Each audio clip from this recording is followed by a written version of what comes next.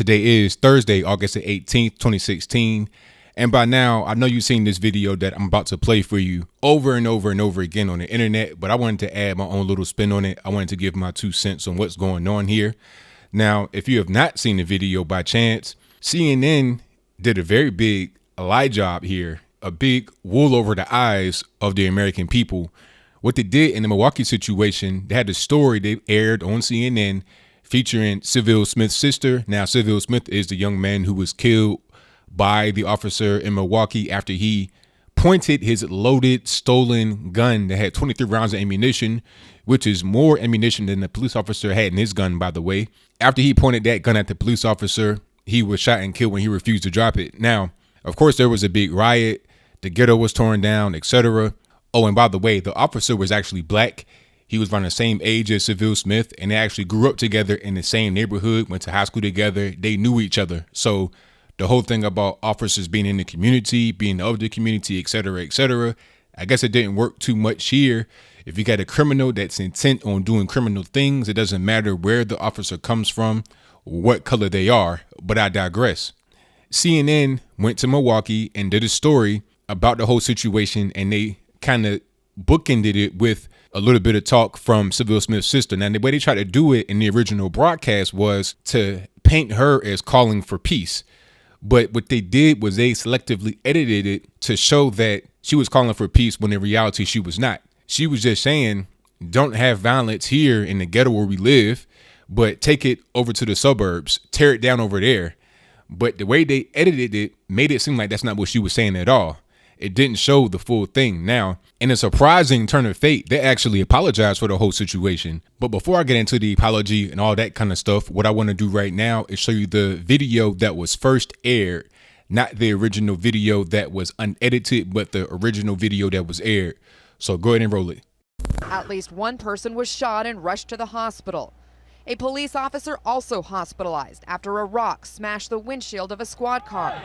The weekend of violence began on Saturday with demonstrators torching several businesses, overturning cars and throwing rocks at police to protest the police shooting death of 23-year-old Sylville Smith.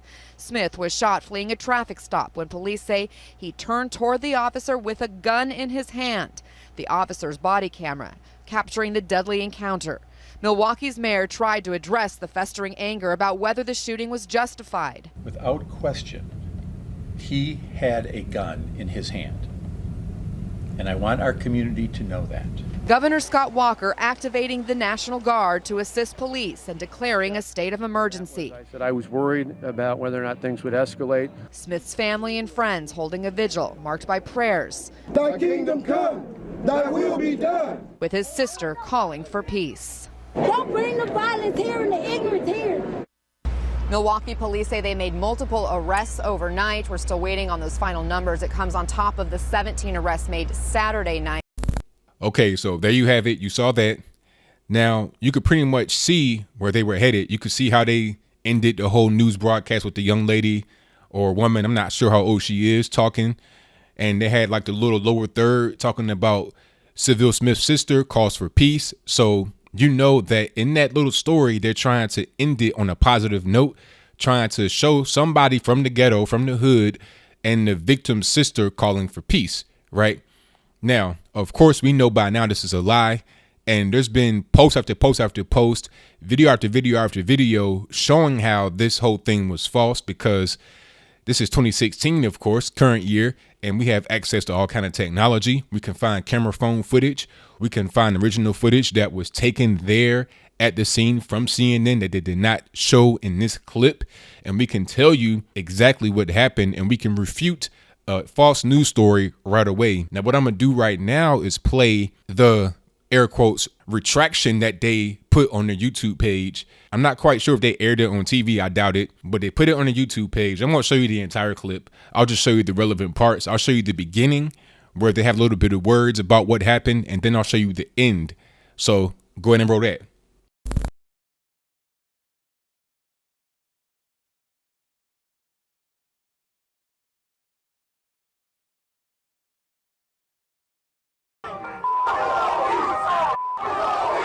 Protests and violence erupting again in Milwaukee. Demonstrators firing shots. a lot of shots right now. Throwing objects. Oh, it looks like the gas tank just popped. And setting cars on fire. Governor Scott Walker activating the National Guard to assist police and declaring a state of emergency. I said I was worried about whether or not things would escalate. Smith's family and friends holding a vigil marked by prayers. Thy kingdom come, thy will be done. With his sister saying the violence only hurts her community and to take it elsewhere. Burning down shit ain't gonna help nothing. Y'all burning down shit we need in our community. Take that shit to the suburbs. Burn that shit down. Take that shit to the suburbs. Burn that shit down. Take that shit to the suburbs. Burn that shit down. We need our shit. We need our weed. I don't wear it, but we need it. We need our gas. You moving them around. We need our food. Y'all don't understand that shit. We need that. Y'all want to hurt somebody, take that shit farther out. Don't be here. Don't bring the violence here and the ignorance here.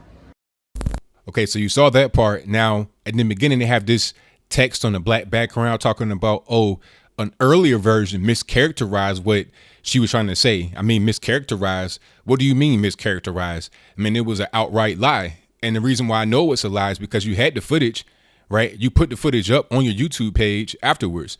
You had the footage. You were right there recording it. And even if this footage did not come from CNN's cameras, then how could you not know what's going on regardless, because you were right there for the original footage, right?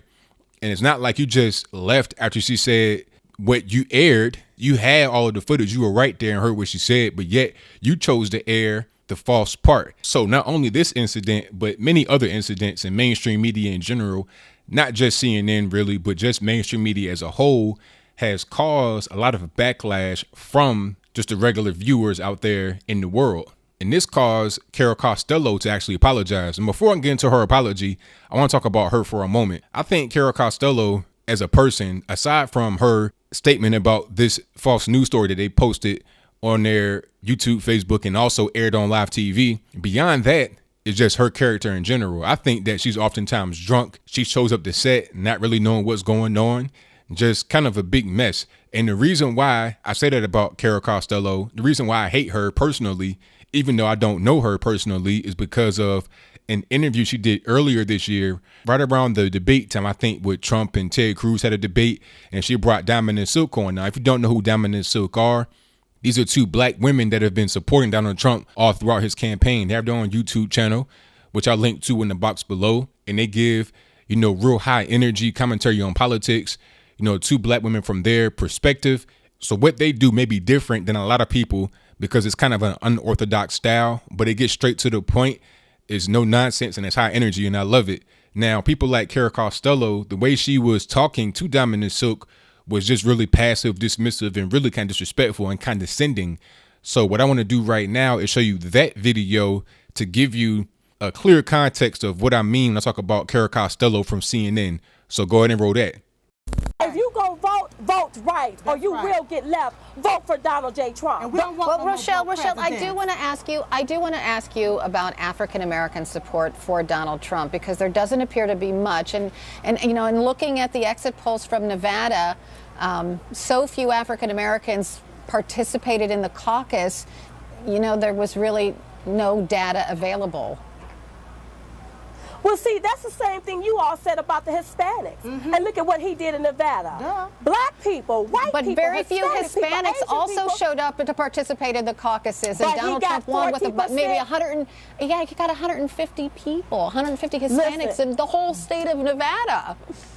Donald Trump is going to do well with the African American vote. Right. He's going to do well with the Latino Hispanic vote. So the media, stop pushing your agenda. Mm-hmm. We, the people, will decide, because we have a man that's working for the people, and this here is going to be decided by the people, not the media and not the establishment. That's right. And we already have people going to ditchandswitchnow.com to switch their party from Democrats and independent to Republican just to vote for Donald Trump in these primaries. And they're doing just that. They're doing it in droves. Yes. You'd be surprised. That's right. Okay, I'll Google it and find out.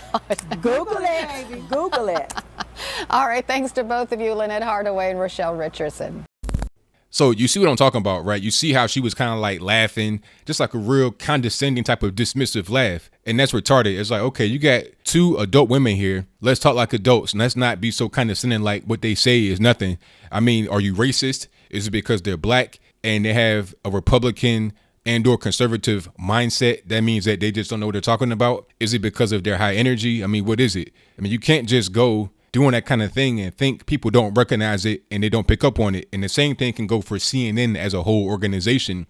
You can't just do stuff like this, the whole bait and switch, giving you the wrong idea of what someone actually said when people are there and they're able to tell you what really happened, when footage is actually captured of the event. Like, you're not the only people there with cameras. So how do you think you're going to be able to put something like that on TV and or on your social media, YouTube, etc., and not have it be exposed, right? It's getting to the point now, like I said, we're in current year 2016, with all the technology, with all the avenues of being able to disseminate media readily available. Anybody can just be right there in that moment and just take their camera phone out and record what's going on. And if you go on your TV channel and then post something that's false, if you air something that's false, then we can know right away via social media, etc., that what you posted is false. So them apologizing was really just trying to do damage control. They did what they did intentionally, the same kind of way Katie Tur on NBC, MSNBC, etc., does nightly hit jobs on Donald Trump ever since she got wrecked at Trump Tower.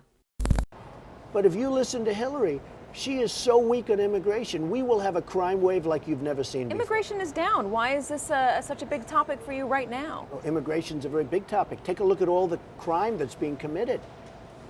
Go take a look at it. The research says the crime does not match what you're saying. The research, the Pew Research, which is independent, says. Don't be naive. You're a very naive person. The Pew Research says that there are, for immigrants on the whole, Come on, try getting it out. Try getting it out. I'll get it out. I mean, I don't know if you're going to put this on television, but you don't even know what you're talking about. Try getting it out. Go ahead. So this is her job now, to go out there and just have straight hit pieces on Donald Trump, to say things that don't make any sense, to go out there and embellish stories and or write out lie about certain things that Trump does. You know, he hires the guy from Breitbart. You know, I'm seeing people on social media talking about the guy from Breitbart is a white nationalist and trying to make him be akin to the KKK, just ridiculous stuff. But that's what the liberal media does. And shout out to everybody out there holding the don't believe the liberal media signs right behind the liberal media as they're doing a live broadcast. I think you do great work. Big up to y'all, and big up to everybody online that shares these videos, not just mine, but everybody else's. You know, Thomas Sotomayor, Colin Flaherty, Mark Dice, you know, the whole shebang, everybody, Diamond and Silk, all of them, Tree of Logic, everybody that is out there creating content to refute the mainstream media's narrative. Big up to y'all, because at a certain point, this social media, YouTube, Google, etc., is going to overtake the mainstream TV media. TV is a dying format. Those of us that are doing this format here will be the ones that survive, just like the dinosaurs did not survive, but the cockroaches did. I'm not comparing us to cockroaches, but you understand what I'm trying to say.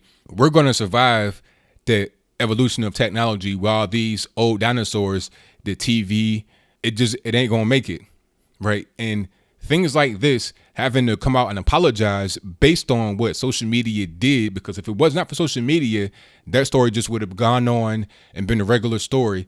Because really, in reality, it was kind of a mundane story. And really, they tried to end it on a positive note. But you can't just put things out there that are false just because you want to have a positive narrative, right? Now, I'm all for positivity in news. I think there needs to be more of it. But you got to report true things. You can't be out there reporting falsehoods as a positive story. In this case, the ends most certainly do not justify the means. Now, as I close, I almost forgot to show you the actual apology from Carol Costello.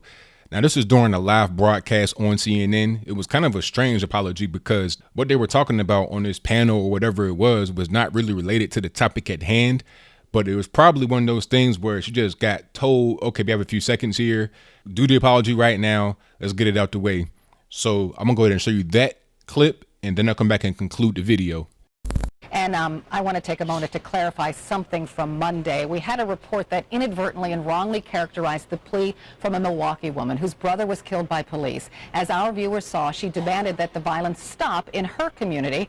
But in fact, she also said that protests should instead take their violence to the suburbs.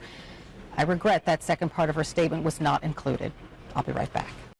So what do you think? Do you think that their apology was genuine? The written one from Ana Cabrera, who was the original reporter on the first story that was completely false. You saw her at the end. She actually put a retraction type of letter deal on Twitter. Do you think that this apology was sincere? Do you think that halfway drunk, crazy, white liberal lady Cara Costello, do you think that her apology was sincere? Or is it just a CNN network trying to cover up their own tracks, trying to do damage control because they realize they've been caught and they can't have too many more hits to the reputation? Because the mainstream media in general at this point is on audit. The people are starting to audit. They're starting to question. They're starting to say, hey, wait a minute. That story you did, I don't think that's true. I think you had a lot of falsehoods in that story. So we're getting much more of that. And I think as the people start to really hold the mainstream media foot to the fire, we're going to see a little bit more accuracy out of them. And if they don't do that, they're going to die off faster than what they're dying off already just because of technology and how it's evolving. So whatever your comments are, let me know in the comments below. And that's all I got to say for this video. If you like what you heard, please comment, rate, share, and subscribe. Peace. We need our weed. Take that shit to the suburbs. Burn that shit down.